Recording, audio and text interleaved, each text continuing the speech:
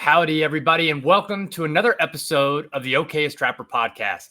As always, we are brought to you by Mountain Tough Fitness. Go check out their library of fitness programs and get started today so that you can go further and longer on your trap line this fall. Use the promo code OKAYEST30, all caps, OKAYEST 30 to try a 30-day free trial. Now, my guest today is the owner and chief taxidermist at Challis Taxidermy. Now, you might expect that someone who owns a taxidermy shop specializing in all manner of mammal would have grown up in a hunting and trapping family. But in this case, you would be wrong. No, my guest is also an adult-onset hunter and trapper, although her love affair with the outdoors started at a much younger age. But despite not growing up in a hunting or trapping family, she and her husband have made up for it later in life. They live on a small homestead in central Idaho where they hunt, trap, and ride their mules in the backcountry whenever they get time away from their taxidermy shop. Alyssa Younker, welcome to the show. Thank you. Thanks for having me on. Yeah, I know you and I have gone back and forth quite a bit, so I'm really excited for this conversation. We have a lot to cover as it relates to taxidermy and trapping, but before we get to all of that fun stuff, as always, I have to ask, can you remember the first memory you have of trapping or being around trapping or exposed to it? Yeah. So for me, it wasn't until high school. My parents do not trap or hunt or any of that.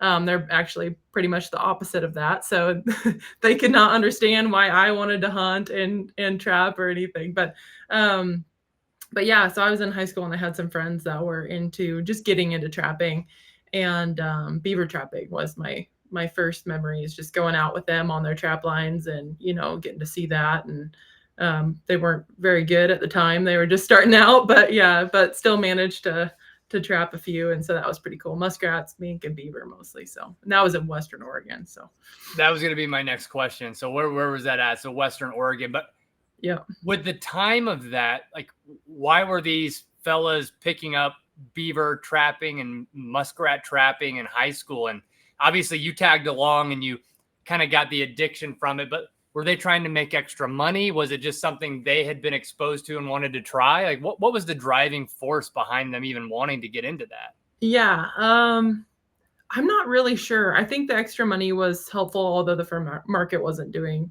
super great at that point. But yeah, just like they had all been raised in hunting families and had, grandpas that had trapped a little bit or at least messed with it and stuff. So I think there was definitely that. At least the group I hung out with, everyone was big into like Jeremiah Johnson in high school. And so I think that was probably, a big part of it. Like, oh, we're going to go be mountain people and like hunt and trap and stuff like that. So I think it was just, kind of a draw to try something. And none of us knew what we were doing, but and it obviously got its hooked. And did you ever have success with those guys though? I mean, you said you weren't that great, but did you ever come up on a beaver or a muskrat and that kind of be that like turning point? Yeah. I remember like the first otter that one of them caught, it was actually in a beaver set, and they had their otter tag. In Oregon, you have to buy bobcat and otter tags, like a separate deal. But so they had those, and so they were pumped because they were able to actually keep it. But I remember them like pulling that up and being like, oh my gosh, it's an otter, not a beaver, and those had seemed so elusive at that point. And so, yeah, that's pretty cool. But yeah. And then this is high school. Uh-huh. So you start doing a little bit of trapping. Did you immediately go get your own trapping license at this point, or did it take a little while before you kind of started to dive in on your own? No, and I actually didn't really. The majority of my trapping in Oregon was actually damage control later on in life for a company. Mm-hmm. And I primarily actually trapped boomers. I don't know. Some people I'm sure know what those are, but some people call them mountain beavers. They're basically a giant gerbil that we have over in Western Oregon. I'm sure they're elsewhere. But they end up clipping off the seedlings of brand new planted trees and all the like forest units. And so they can cause a huge amount of damage in a very short amount of time. So I trapped those and then did a little bit of like beaver and stuff like that for damage control. Same thing for those timber companies. So you said boomers? Yeah, boomers. So not like our close to, our parents' age. We're not like out there trapping, 60, 70-year-olds, but they're actual gerbils as far as boomers go. I never heard of that. Yeah, they're just a big rodent. And some people do call them mountain beavers. They kind of, their body kind of looks like a beaver, but they have like a rat tail with no hair on it. And they live in colonies underneath the ground. So they have these channels of tunnels. And so mostly what they eat is sword fern. But then when, they come in and log a unit and clear cut it, they'll burn the slash piles. They'll go through and plant the seedlings. And so those boomers will come through and they'll just clip them. And that's what they eat. And so they'll drag them back to their little colonies. So yeah, it's, like, I don't remember how many of us were on there, but a lot of times, like, I was trapping a unit by myself. And so we just have to hike every 15 feet throughout the entire unit and tie flags. So they knew you had actually gone through it. And then when we find a colony, we just use 110. So we just set 110 little conibear. And they have same with like badgers and all those others. Sometimes they're pushing dirt out, so you don't want to set one there because they'll just fill your conibear. So you got to find where they're active. And and then we take note if they're female or male. And I don't know, they used all that for the timber companies. Like, that's wild. I had no clue. This is one thing that I love about this podcast is learning new things. And this is definitely one of those moments. I'll be Googling boomers after that. So that might even be like the cover art here. So you're doing some ADC work. In this whole span from when you first were exposed to trapping in high school, kind of grow up, you start doing some ADC work, you're catching boomers, you're doing other stuff.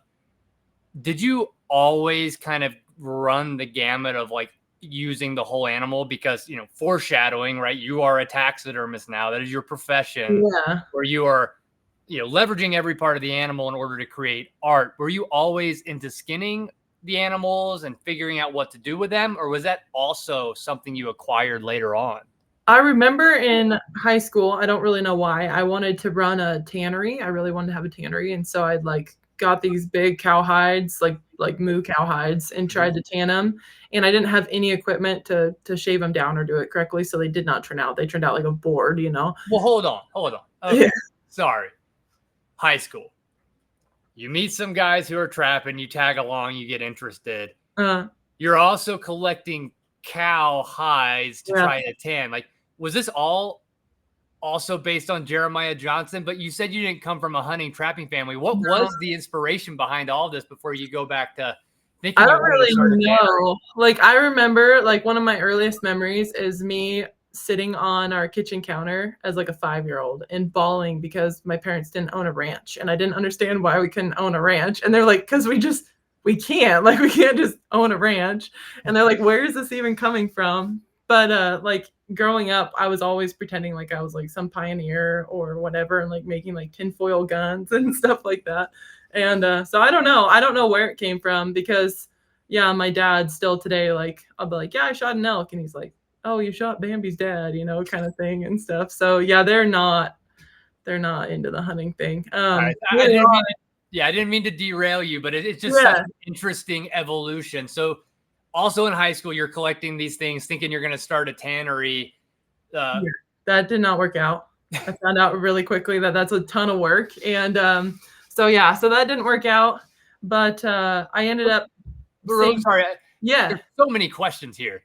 So you say it didn't work out, but like, was it the difficulty? Was it the not having like industrial grade tanning products? Like, were you using like neat's foot oil? Were you using brain tanning? Like, what was it that was slowing you down from thinking that, making and having your own tannery wasn't going to be something that could pan out long? Mostly the equipment. Yeah. And just not having like a mentor. So I didn't really know, like, I mean, YouTube was a thing then, but it's not like it is now. And so you couldn't just be like, how do I tan a hide? And so unless you found someone that knew, or like, I'm sure they made books and stuff like that, but I just didn't have the knowledge to really do a good job.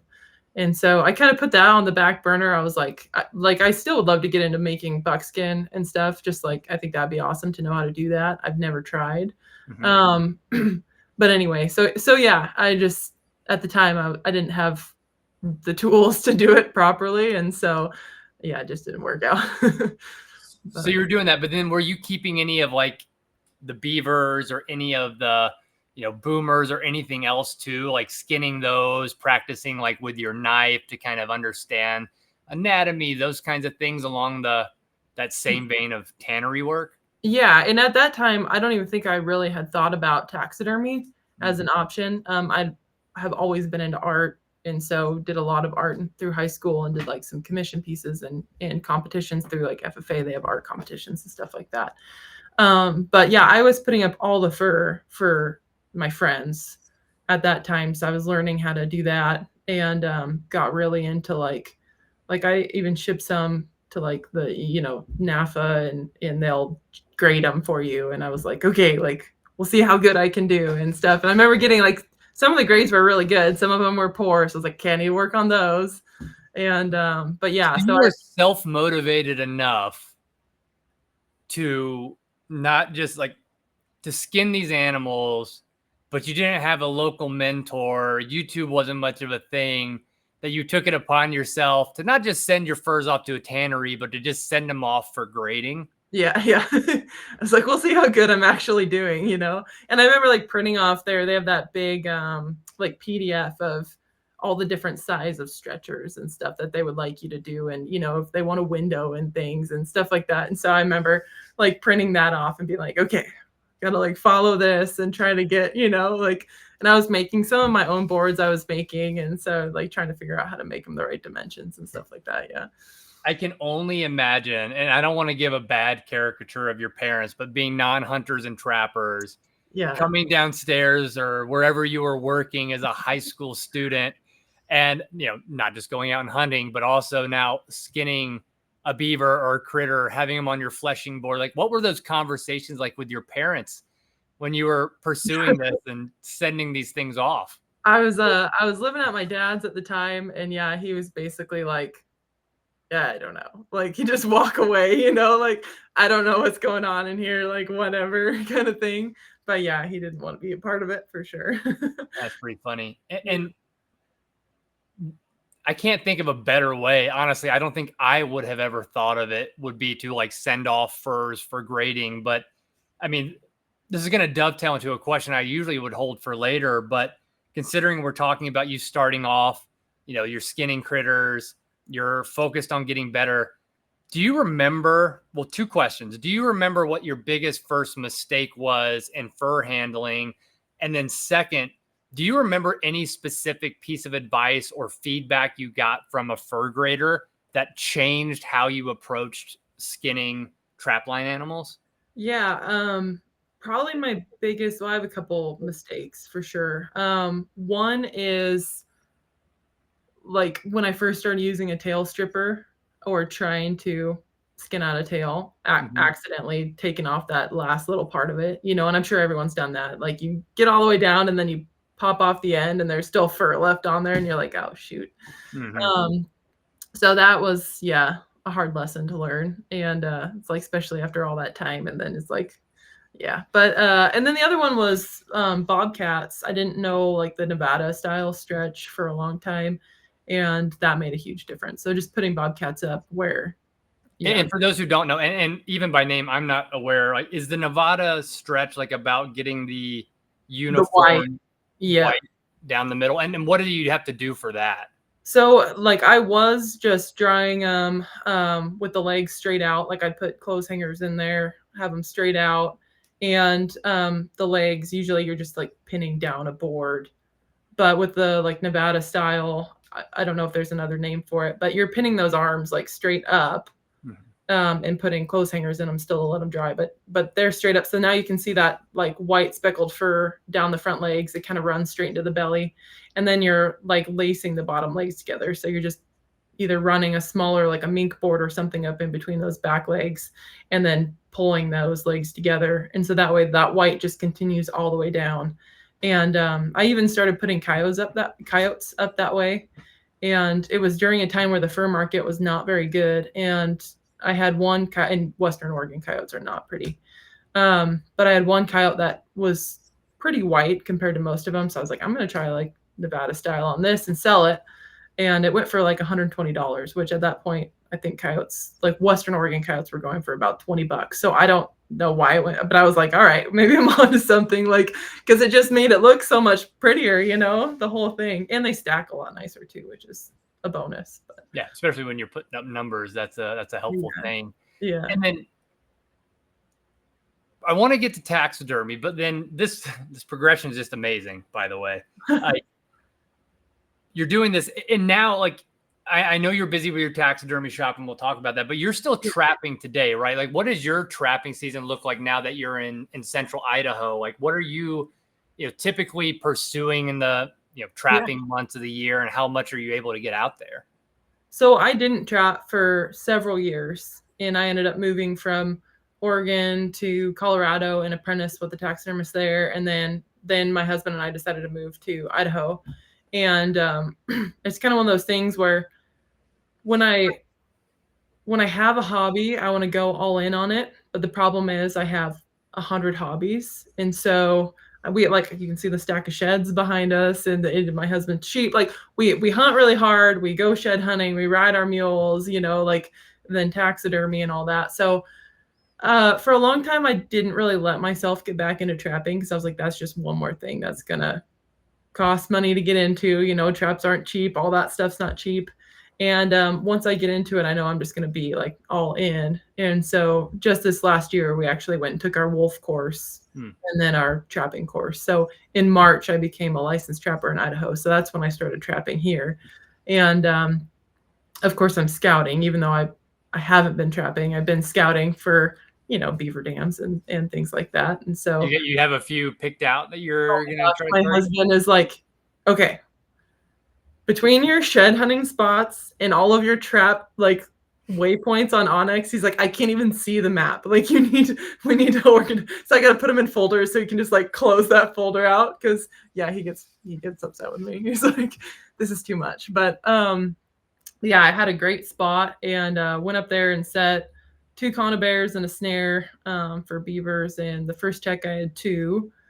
And they were like medium-sized beavers. They were only about 30 pounds. And so I was like, well, that's not a great sign. But so I ended up setting a couple more snares, reset the conibear, and went up. There was some more ponds up above that and found someone else's conibear. So I just went ahead and pulled all my stuff. And I actually talked to my neighbor, who turns out that's who it was. He's like, yeah, you're like the 4th person to trap up there this year, And so I was like, I'm glad I just pulled everything because last thing I want to do is trap it out completely. But yeah, there's quite a few trappers around here. So it sounds like I have a lot of competition. We got to work together so we don't trap out everything, but beaver anyway. And then what about wolves? Do you have you guys been on them at all when you're out on your mules? Do you have some packs around your area that you're kind of thinking about trying to potentially target this winter? Yeah, we do have one pack. My biggest hang up with wolves is I don't have a snowmobile. And so it's really hard to get out there where they're at. That's an easy solution. Just add to the hobby. It's just money. I know, right? I'm like, I need to like get reimbursed. I need to hunt wolves, get reimbursed for some wolves so I can buy some more stuff to hunt more wolves.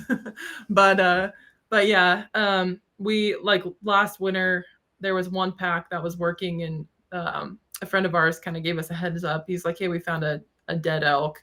And so we went up there and just from a main road, you could see where they had killed like 5 different cows all along this hillside and the birds were still on them. So they're fairly fresh because at that point it's, it hasn't been above freezing for weeks. And I don't think I had my trapping license at the time. And so they were probably already gone anyway, but I was like, man, that'd be great to set that, and wait for them to come back around. But so, yeah, there are some wolves, not as many. Like we'd have to drive quite a few hours to really run a good wolf line. Yeah. And like you said, that's an investment. It's another hobby, but at least you're licensed and prepped. I'm ready. You get wild hair, or you hear something and you've got the opportunity. Plus the extra tags you get as a wolf trapper in Idaho can be used for hunting too. So that's a good thing. You can still fill them with lead and still exactly. So it's a great opportunity. So again, anybody listening in Idaho or in Montana or wherever, go get your wolf trapper's license. Opportunistic. We need to tone down those packs here, but taxidermy. Yeah. So let's see. Having been a trapper for the past few years now, I have dabbled, and I say dabbled in the art of taxidermy, whereas I actually went to one of our local taxidermists in kind of the Boise area, did a little bit of an apprenticeship, And I have to tell you, that is hard work. Like from the art side of it to just the prep work, like in that arc of learning how to trap and hunt and skin, like what was it that actually eventually drug you down the road to taxidermy? And as you said, eventually going in and apprenticing in Colorado. Yeah. I have always, like, I've always had a job. I've always worked since I was like 14. Like throughout high school, I had multiple jobs, stuff like that. And I've always wanted to be an entrepreneur. I just wanted to have my own schedule. I thought that'd be really cool. And so since I was into art and into hunting, I was like, taxidermy fits right in there, right? Like I already know how to skin stuff. Like this is an easy progression. And so I bought some taxidermy DVDs and tried to mount actually one of my blacktails I have, and it turned out okay, not great. Did you know you wanted to do that before you got that blacktail, or did you already have the blacktail like with part of the cape to then try and shoulder mount or whatever it is you tried to do? I had definitely been thinking about doing taxidermy for a few years. Like my freezer, I had like some turkeys that I had shot, and yeah, some fur bears that I was like, this would be sweet to do this as a life size. And I also ran hounds after high school, did that for a while. And so, yeah, like I had collected a freezer full of things that I'm like, someday I'm going to mount all these, and ended up actually I had a freezer go out, which is probably a blessing because I was like, it was getting ridiculous. Like all that stuff. I didn't need to keep all that stuff, but yeah. And so I shot a pretty good blacktail, and so I was like, well, I don't feel comfortable mounting someone else's, trophy, but I'll mount this instead. So yeah, so I mounted my blacktail, and yeah, I ended up tearing it apart later on, and I need to remount it. Unfortunately, I couldn't reuse the cape. So, but I was like, I can't look at this anymore. What was the process like? Because did you go online and just buy a form? So you had these DVDs, you had this blacktail you were willing to try on. Like, what was that process? Because you were not certified, and you hadn't been to school or apprentice for me at this point. You were just trying it. Like, walk me through the steps. Like, what did you do to get it actually mounted? Yeah. So I was like, okay, I got to tan this. So I don't remember how I learned, like what home tanning kit to get, but I ended up buying some home tanning stuff. So I tan it myself in taxidermy. So you tan it, and then you want to thin down the cape and the hide, because if you don't, it'll shrink a lot once it's drying on that form. Well, I didn't have any way to do that other than like by hand. And so I did the best I could, but it was way too thick. And that was part of the problem with it. But so I tanned it, I did all that. And then, yeah, like on the DVD, it's like, this is how you measure a cape, And so I measured it, and I'm like, there's actually Research Mannequins is a pretty good taxidermy supplier. They've been around for a long time, and they're in the same town my mom's in. And so I was like, sweet, like I'll just go there and buy my stuff. And so I drove over there, and it was like, I think I need some eyes and some ears and like this form. And so I just bought what I thought I needed, and some paste and stuff like that, and just the minimal amount of tools that I saw on the DVD that guy was using. And so I was like, okay, we're gonna go for it. And so yeah, so I mounted that, and then I ended up mounting a bobcat for someone shortly after. And it actually turned out okay. I altered the form and everything, and with no idea what I was doing, but that was going to be my next question. Like, one of the things that I picked up in the little time I spent in the taxidermy shop was how, like, in my head, as someone who wasn't a taxidermist, like, you buy a form, you put the skin on, you adjust it, you put the eyes in, and that's as far from the truth as you could probably be. But the form adjustment, so you didn't do any form adjustment on that first blacktail, but then you got brave enough to try it on the bobcat. Yeah, I think I remember I like added some clay, so he kind of had a little Roman nose and stuff, because this buck was pretty old. And so I tried to do some of that, but it fit pretty good. And so yeah, I didn't know enough to know if it was perfect or not, but the bobcat I did. And because I wanted it in a different pose, it was like kind of stuck up in a madrone tree, like hounds had ran it up in there. So that's how I mounted it. And yeah, so that was kind of fun. Took me forever, but. So you get through the bobcat. Like, at what point in between the blacktail and the bobcat did you have like a light bulb moment where you're like, oh, I can make this a career? Like, you must have been enjoying it to some degree. And then secondly, like, what was that light bulb moment for you to be like, yep, this is what I was meant to do? I think just that it was actually doable, because before that I was like, I don't know what goes into this. I don't know, how hard this is going to be. And so getting through a couple mounts, it was like, okay, like I could do this. But then I realized how much I didn't know. And I was like, this DVD is not enough to teach me. I mean, there's steps that, like, now looking at it as a taxidermist, I probably wouldn't even notice that they skipped. But when you're first starting out, you're like, wait, but what did he do between those two? It's like, I don't know. And so I was like, I have to go to school. And so I didn't end up going. I went to college for a very short amount of time, but I knew enough that I didn't want student loans, and that's all they could offer me. And so I remember walking in there, they have you meet with the counselor and talk about your options. And she's like, yeah, we can put you through like a degree and just sign these papers. And I'm like, well, do I have to pay this back? And she's like, yeah, it's a loan. And I was like, okay, no, thanks. And she's like, wait, don't you want to go to school? And I'm like, I'll figure it out a different way. Like, thanks, and walked out. And so I paid my way through a little bit of college, and then ended up, I just couldn't afford it. And so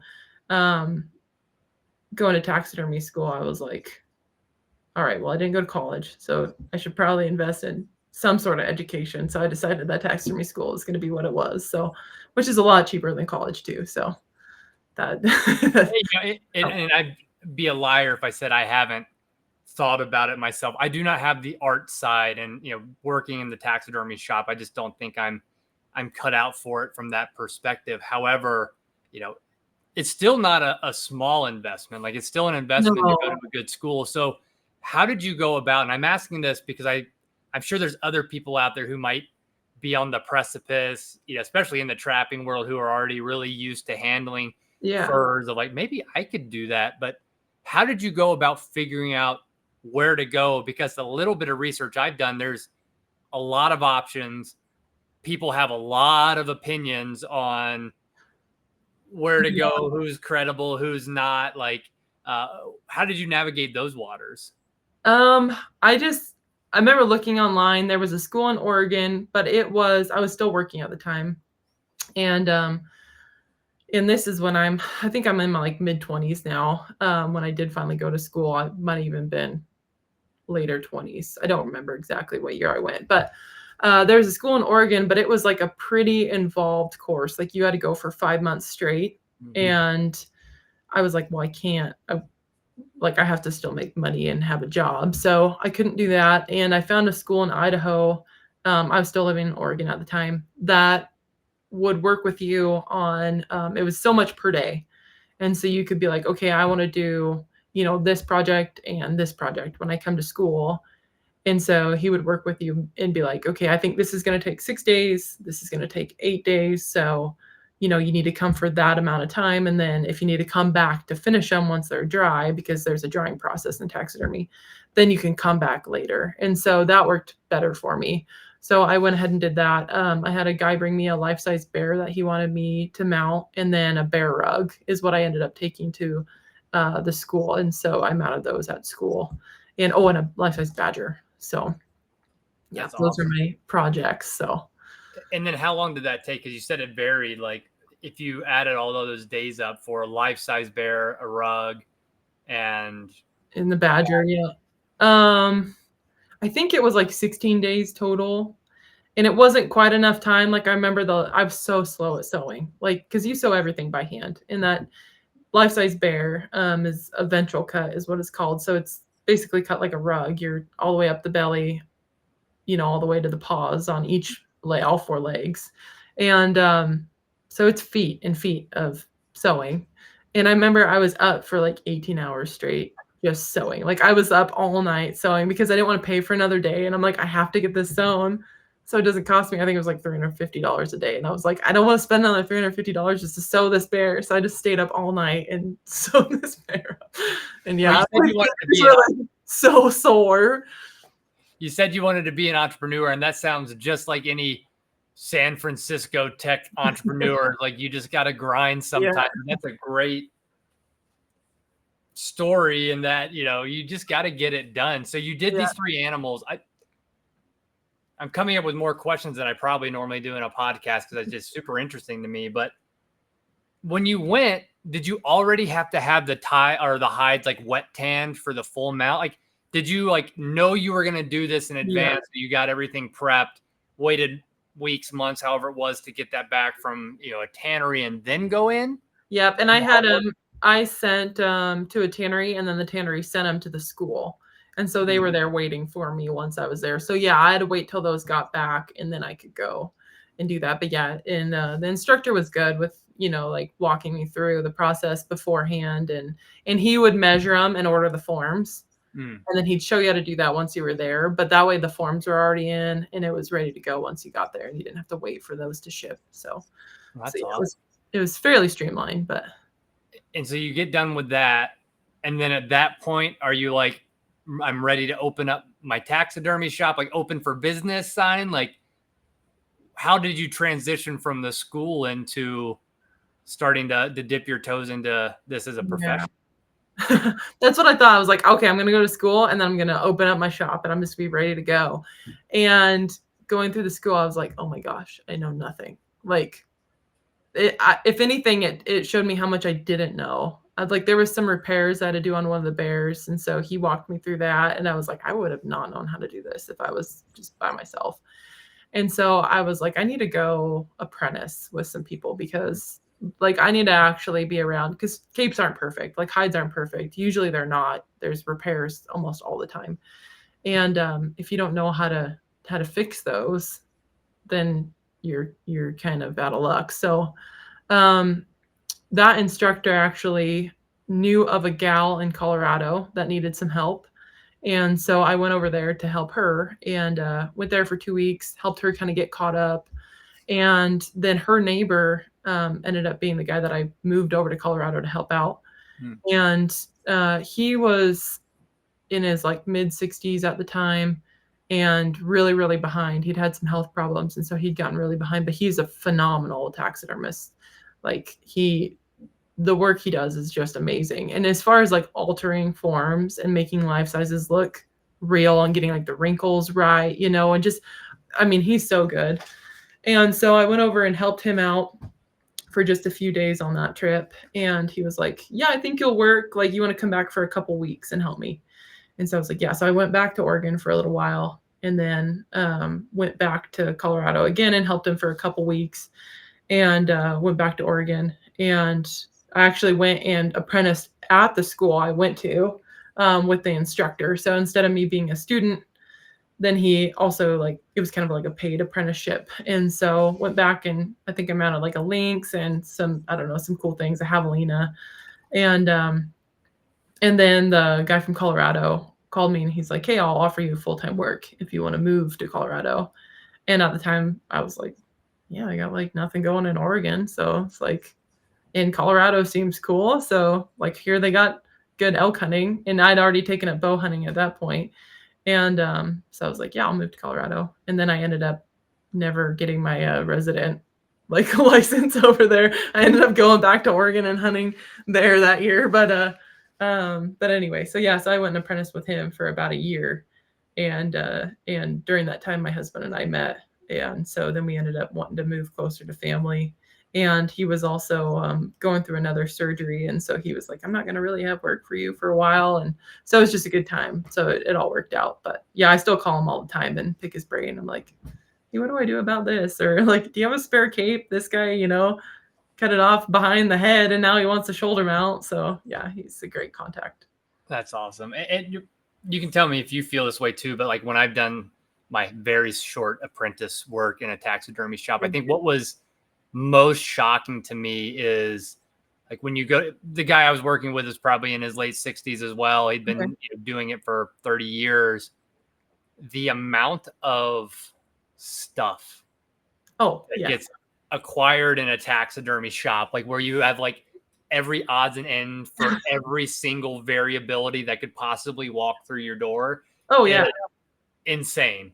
Yeah.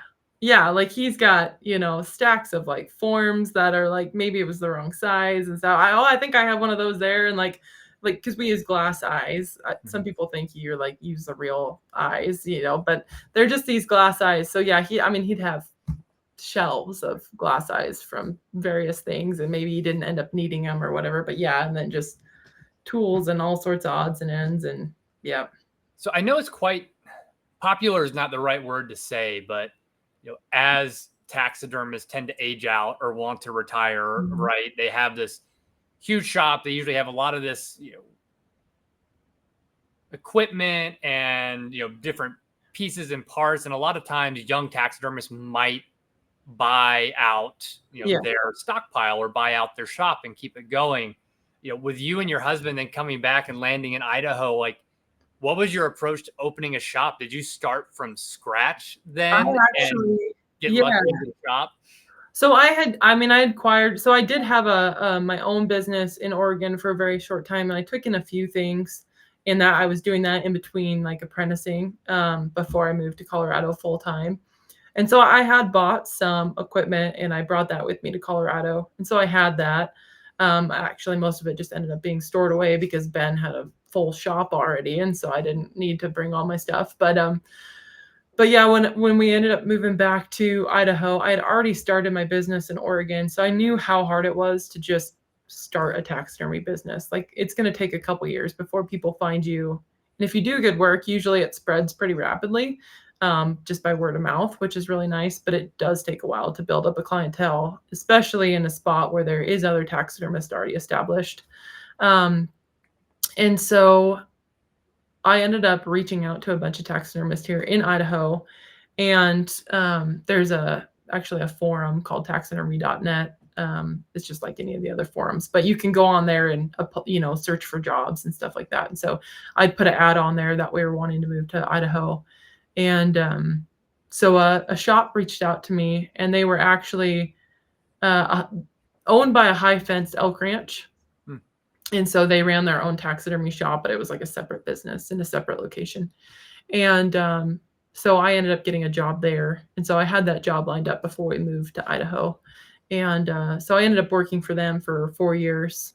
And like, I knew how to tan a little bit, but I'd mostly used a tannery.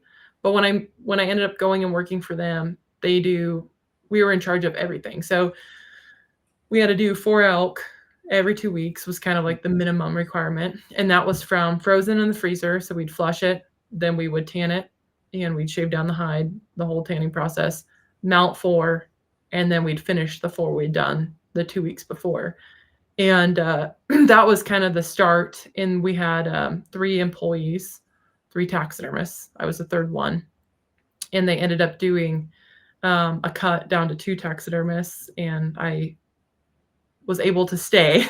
So they actually let one of the more seasoned taxidermists go, and kept me because I was able to do life sizes, thanks to Ben. So I became their life size specialist. So I got to do some really cool projects, quite a few life size elk, and then a life size bison, and then just what other various animals came in. But man, that sounds like repetition.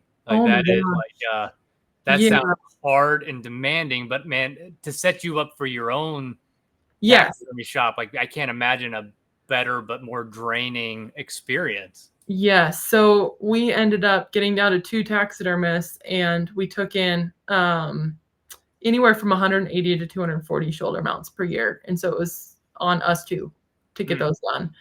And at the time, so my husband and I, he did have some student loans. I had a truck that I was making some payments on that was very low, but he had a truck he was making payments on. And when we got married, we started following Dave Ramsey's method.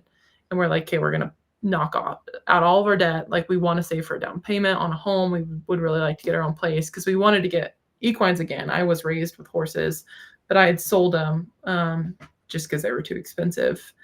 And he had a horse, and same thing, he had sold it before we met, because he just couldn't afford to board it. It's so expensive. But so anyway, so I was getting paid per piece at this taxidermy shop, and we were doing the Dave Ramsey method, trying to buy a home. This was I think I started there in 2018.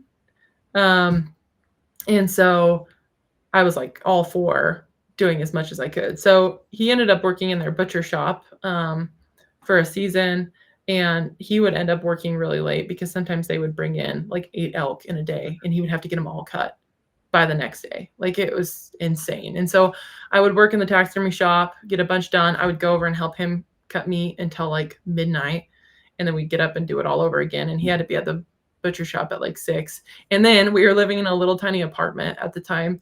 And I had reached out to a couple other taxidermists, and they were like, well, we don't need like a full-time person, but we would hire you on as like a 1099. And if you could just come like pick up the hides and mount them and bring them back to us. And so I was mounting stuff in my kitchen in this little apartment. They were already tan, so like wasn't flushing stuff, but it was like so I would like mount elk in my little tiny apartment and be hauling those in and out in the parking lot. I'm sure like my neighbors are probably like, what in the world is going on? You know, like I'm the sketchy neighbor. but yeah, so I was doing that on the side, and then mounting as many elk as I could for the elk ranch. And I mean, sometimes it was like I've mounted like 400 elk at this point.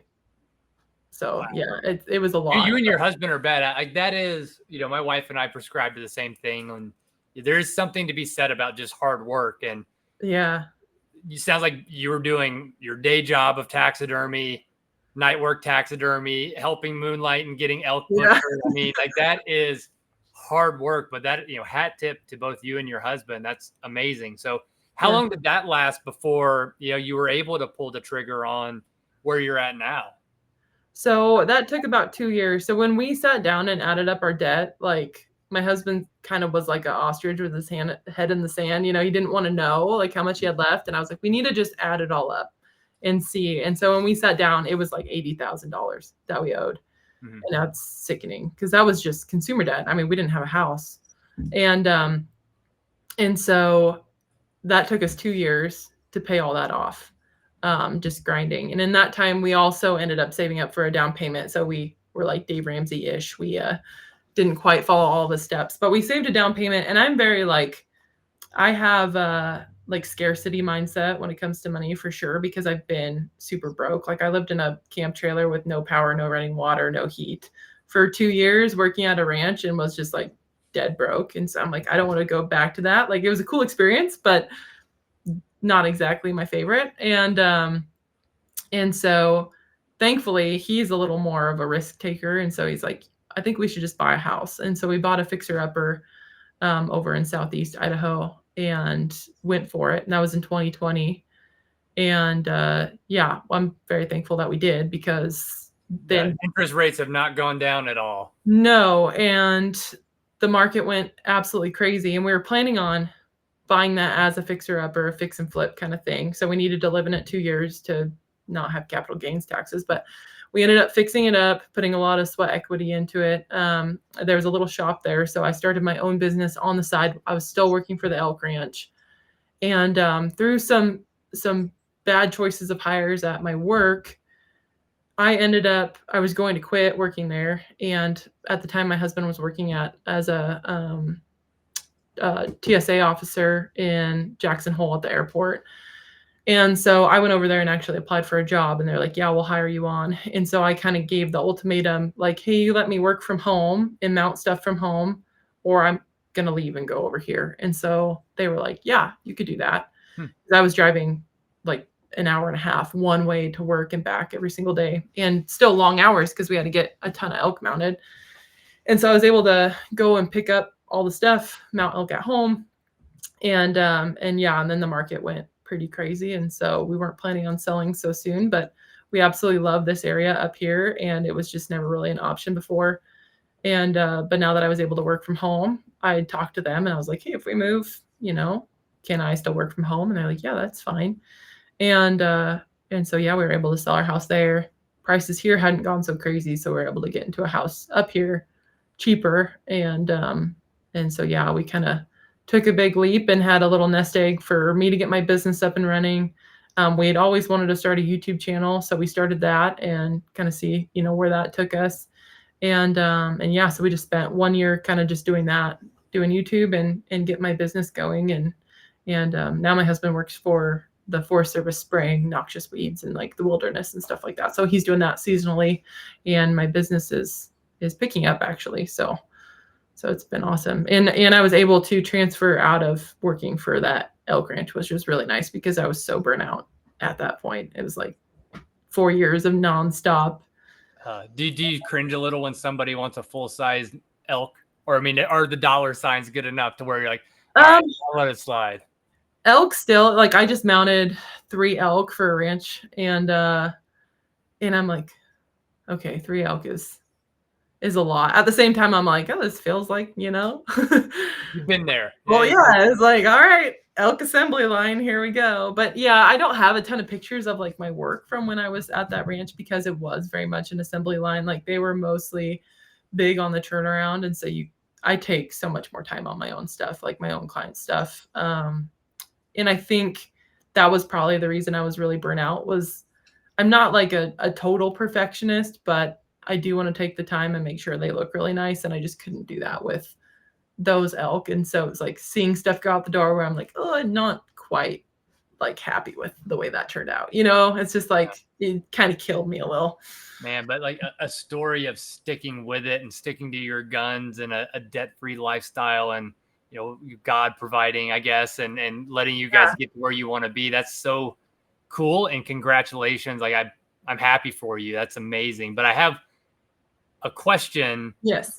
That I think most trappers listening might want to hear, which is, if somebody's out on their trap line and they just get a whopper of a critter, whether it's, that 95-pound beaver or, just a really cool otter or a wolf, and they decide or have that lingering little thought that says, you know what, maybe I should get this, full mounted to do something cool for them in the field with that full, right, that critter, and they have the idea of getting a full mount. From a taxidermist perspective, what's one piece of advice you would give them, especially as it pertains to skinning? Well, if you can, I mean, wolves are a little different because they'll slip real easy. You can just freeze it whole and bring it to a taxidermist like that. So that's one thing. If you're not comfortable, just do that. Let me ask this though. Is that usually what a taxidermist would prefer? Like, would you rather have the animal brought in whole where you get to handle it from start to finish? Or are there instances where somebody brings it in, you're like, okay, I can work with this? If they're good at skinning, it would be great if it was already skinned. But if they're not good at skinning, then please just bring it to me whole for sure. But if you feel like confident in skinning, then it's not a whole lot different. Obviously, you're not going to wring the feet. You're going to leave those on, and you can still like cut it at the ankle bone and leave those paws in if you don't feel comfortable skinning out the paws. So you're not saying people need to bone out the paws necessarily? They don't need to. Yeah, it would actually probably be better if you don't, especially on those smaller animals. It's really tedious skinning those out, and you can cut holes really quickly, and then it's a lot more work for the taxidermist to fix those. And then as far as like the earbuds, instead of cutting off most of that cartilage, because it will dry easier, and that's usually what you do in fur handling, you want to cut it off at the skull as down as far as possible. So it's just a tiny little ear hole. And again, if you don't feel comfortable like skinning out the face for taxidermy purposes, you could just cut the head off, leave the skull in there, bring it to the taxidermist that way. Same with the tail. So with leaving, like if you were trying to skin it out and around the face, does that mean like, are you splitting lips? Are you doing what's different about for taxidermy versus just for, selling your fur? Yeah. So instead of like, usually you would case or tube skin out an animal. You can still definitely do that for taxidermy, but instead of like cutting out a V around all the privates, you want to leave all that on, because on a life size, we need all that. It won't line up right if you cut anything out. So leave all that on, leave everything on. And then up around the head, you want to leave as much as you can around of that inner eyelid, the inner lips, the cartilage in the nose, because we have to go through and we have to split all that. And that's what's called our tucking material. And then we'll tuck that in between like the clay and the glass eye and up in the mouth. If we don't have that, it's really hard to get those to stay during the drying process. So yeah, don't don't cut off the bottom lip or anything like that, like you do for, for just drying fur. So, and don't salt it unless it's all the way fleshed, because some people do that. They think that's what they're supposed to do. And you cannot hardly get that meat to flesh off once that's been salted. It's just like hard as a rock. So yeah, do not put any salt on it. Just skin it out, leave everything on there that, fur wise. And yeah, you can cut it off so that the paws are still in, the head's still in, the tail's still in. Roll it up first side out, put it in a garbage bag, double bag it in a garbage bag, put it in your freezer, and then that's good to go to the taxidermist just that way. And it can store in a freezer like that for years, as long as all the air is out and everything. People worry about freezer burn, but if you fold the paws and the head in and the tail in, that's usually what's going to get freezer burnt first. Fold those in and then fold it up from there, and you'll be good to go. So awesome. Yeah. So trappers out there listening who want those full-size mounts, just take it in or be very confident in your skinning. Yeah. I have a lot more questions, and we're kind of coming up on like time-ish. We've got time, but I'm going to kind of do some more rapid fire questions. Yeah, sounds good. What's the craziest request you've ever had for taxidermy? I had a lady want me to tan her cat's tail. Just the tail? Just the tail. So that was interesting. Did you do it? No, I did not. I was like, sorry, we don't do that. It was while I was working for the elk ranch, and so thankfully we were very busy, and I just told her we're too busy for that. And let's see, I feel like there was some other crazy ones, but I can't think of what they were. Do you normally turn those away? Like, if someone's like, hey, I'd really like you to stuff Fluffy, so to speak, or are there things that you do actually entertain? I think a dog would be real weird. The only dog I would consider is if someone had a hound and they wanted it like baying a cougar in a tree or something. I would consider doing that because that'd be pretty cool. Yeah. But other than that, yeah, no pets. That just seems a little weird to me. Yeah. I think there's at a Cabela's in Ogden, they have a pack mule and horse, or maybe just 2 pack horses mounted in there. Huh. And I'm like, that would be pretty cool. But it would definitely have to be someone else's equine. It couldn't be one of mine. I think there's no way I could skin out one of mine. That'd be real weird for me. So, yeah. Through the tears, Oh my gosh, yeah, it'd be awful.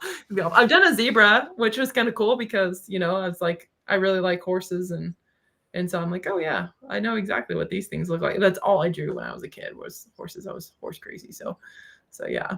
Hey, that's a good question. Are zebras the only African that you've done? Because like every taxidermist that I've been in, it seems like that's a pretty good chunk of what takes up orders. A zebra, a black buck, some little like dikers, bush buck. I think that's about it as far as African stuff go. I've done a lot of like ibex and things like that. I've done a Marco Polo.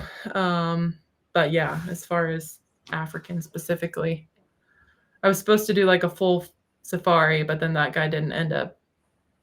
The stuff was there at the ranch, and then he ended up not having us do it. I was so bummed. I was like, come on, because he had a lion. Like this was from a hunt a long time ago, and just been sitting in storage. And he's like, yeah, I have this safari that I hunt, from back when I was 30 or whatever. And yeah, I was like, because you don't get a chance to do lions anymore. So I was excited, but that didn't happen. That'd be pretty cool. Now, the other thing, especially in the trapping world for wolves particular, but I've seen it for bobcats, is soft mounting. Yeah. Have you done any of those? And then if not, like, do you think it's the same process that a trapper would need to go through? Like probably better to freeze whole or skin out for doing a soft mount? Yeah, same process. I have not done any. I have one customer that wants me to do one. He actually had a really nice male wolf, but when it came back to the tannery, the whole face had slipped. So I don't know if it got too hot or what happened. So yeah, I didn't end up doing a soft mount for him, but he's hoping to get another one for me to do. But yeah, it'd be the same thing. And then the other thing is if you're going to have it life-sized, instead of tubing the whole thing out, you can do what's called a ventral cut, which is the same as what you do for like a bear rug, where you're cutting from paw across to the other paw. Same with the back. You're just widening the back legs like you would normally do to case skin. And then you're going to go right up the belly all the way up to that first cut between the front legs. and that makes it a lot easier to skin out. And for me, doing life sizes, I prefer that cut. Some taxidermists want you to do a dorsal cut, which is just down the back. But if you're like, that's great for like a static pose, just standing there. But if you're doing any kind of pose with a lot of movement, you can't pull that hide. You can't get it to stretch right around those legs. And so I end up having to cut it that way anyway. And so I'd prefer people just cut it that way, and then I don't have to sew up the back. As a professional taxidermist, what is the hardest thing about that profession? Probably getting people to put their deposits down and just being firm with that. And then, yeah, just dealing with people being like, and I have a 1-year turnaround, and like this year I was able to turn everything around quicker than that. But even so, like I had one guy in particular, he didn't put his deposit down. He brought me some elk in, I think, October. Didn't put his deposit down till March.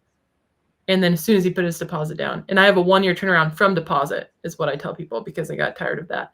Yep. And so and then in March, he's like, puts his deposit down, and he's like, okay, are my elk done? Are my elk done? Or I'm like, nope. So I think that's probably the hardest thing, is just like dealing with people, which, but. Yeah, I can imagine that is that's like anything, it's also difficult, I'm sure, when it's something that is usually a very emotional thing for people. This is a trophy. It represents an experience, a memory, and it's not cheap. So, there's an entitlement side there that I think a lot of people feel, that I'm sure is difficult to navigate as an owner of a shop. Yeah. And that's why I'll end up cutting off work once I get to the point where I'm getting pushed out to that like 1-year line and having a hard time, because I just don't enjoy having it take longer than that. And I know, like, I've been on the other side of that, and I know how frustrating that is, that you call taxidermist a year later and they're like, yeah, we haven't even started yet. So yeah. Well, that's good to know. Trapping wise, I know obviously you're a trapper, you and your husband, you've trapped in the past. What do you see as the future of trapping? Well, I don't know.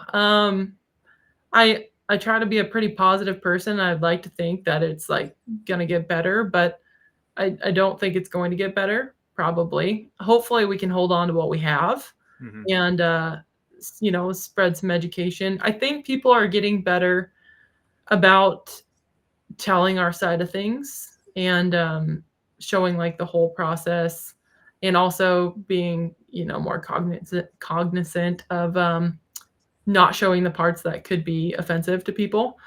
But, like here in Idaho, just recently, we got our wolf trap season cut to nothing, basically. And I'm affected by that, and haven't even trapped wolves yet. And I was like gearing up for this year, and now I don't know. So, and we're probably not going to get that back,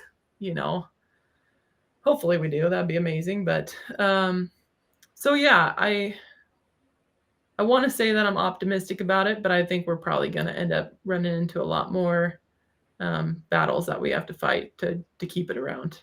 Unfortunately, I tend to agree with you, but that's why we're here. We're here to talk about it in all the positive light. Exactly. So what we can do is put our best foot forward.